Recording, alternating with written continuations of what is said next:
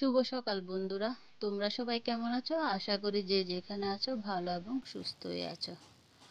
আমি হঠাৎ চলে আসলাম বাড়িতে। গত 2-3 দিনই আমি ভিডিও দিতে পারিনি।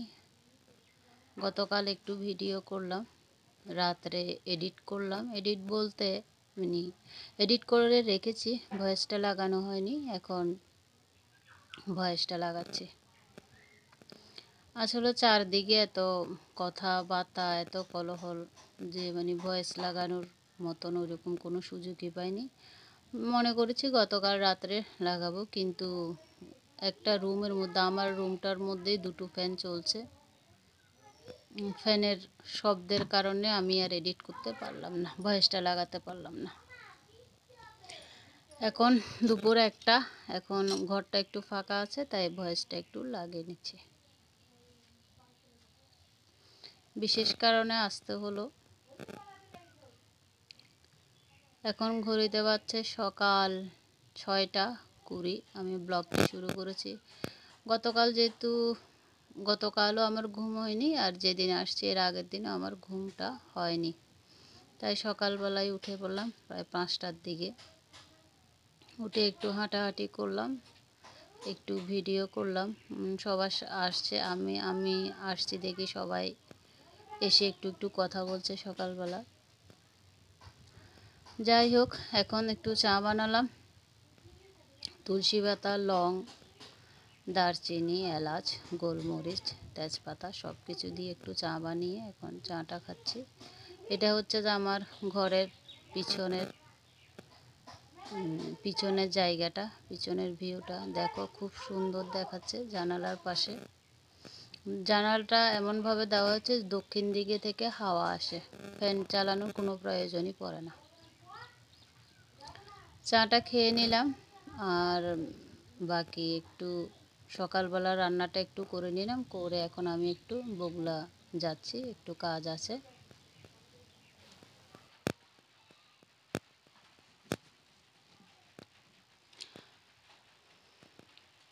যে কাজটা আছে সেই কাজটা সারবো, আর আসার সময় বাজার করে নিয়ে আসব।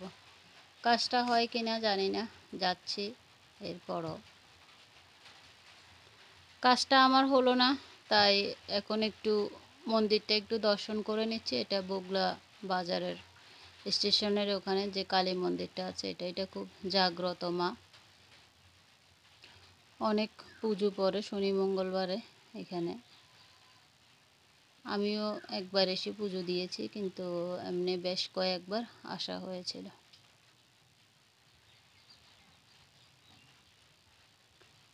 খুবই ভালো লাগে এই মায়ের মন্দিরটা, খুবই জাগ্রত মন্দির।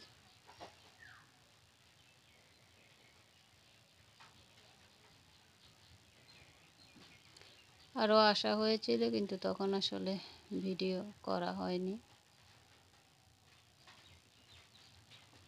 তাই আজ যেহেতু একটু সময় পেয়েছি, কাজটা যেহেতু হয়নি, তাই এখানে কিছুক্ষণ দাঁড়ালাম, প্রায় 15-20 মিনিট দাঁড়িয়ে একটু ভিডিও করলাম।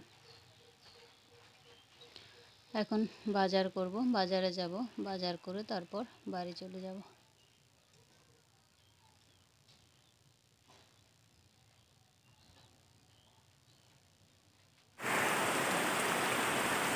ভীষণ বৃষ্টি আসলো, দেখো।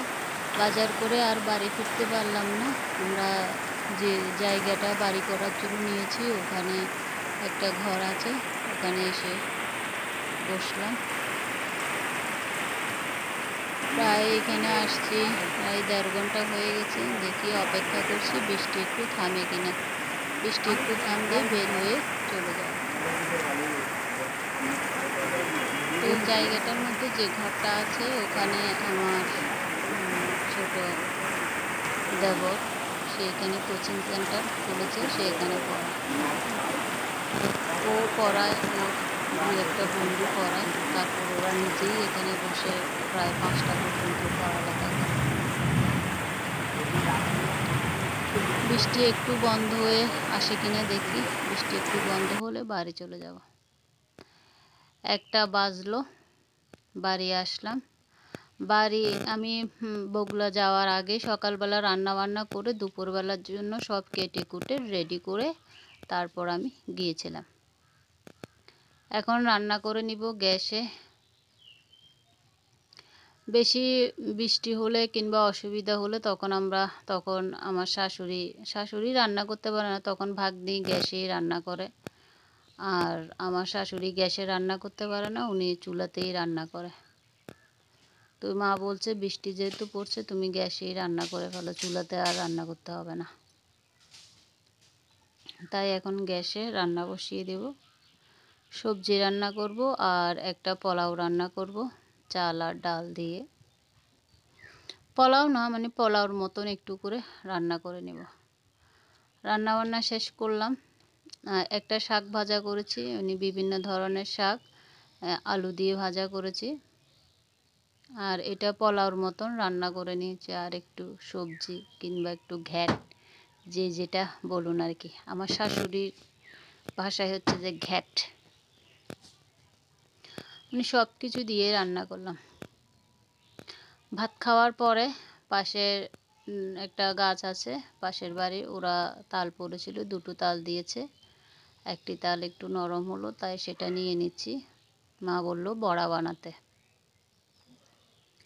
এখন সেটা নিয়ে নিচ্ছি। তালটা নিয়ে বড়া বানাবো। ভাত খাওয়ার পরে আমি আবার চাল গুঁড়ো করেছি মিক্সিতে। এখন তালটা নিয়ে নিব। তালটা নিয়ে নিয়েছে, তালটা নিতে নিতে দেখলাম আমার শাশুড়ি চারটে বেডশিট নিয়েছে, মানে বেড কভার নিয়েছে। এটা হচ্ছে যে দুটো একসাথে মোট চারটে। দুটো নিল আমার যা, আর দুটো নিয়েছে আমার শাশুড়ি। মোট চারটে নিয়েছে 400 টাকা দিয়ে। অনেক বড় বড় বেড কভারগুলো। এখন একটা গোলা তৈরি করে আমি তালের বড়া বানাতে শুরু করে দিয়েছি। এখানে আমি আটা, চালের গুঁড়ো আর চিনি আর তালটা আমি একদম ঘন করে নিয়েছি। তালের মধ্যে অল্প করে আমি জল দিয়েছি, জলের পরিমাণ একদম কম। আধা ঘন্টা মেখে রেখে তারপর আমি দিয়েছি। দেখো তেলে দেওয়ার সাথে সাথে কি পরিমাণ এগুলো ফুলে উঠছে। খুবই ভালো লাগে আমার আসলে তালের বড়া কিংবা তালের পিঠে, তালের কেক খেতে বেশি ভালো লাগে। কিন্তু এখানে আসলে কেক বানানোর মতন তেমন কিছু পেলাম না, তাই বড়া বানালাম। দেখি কাল পরশুর দিকে তাল আরেকটা আছে, ওটা দিয়ে কেক বানাতে পারি কিনা।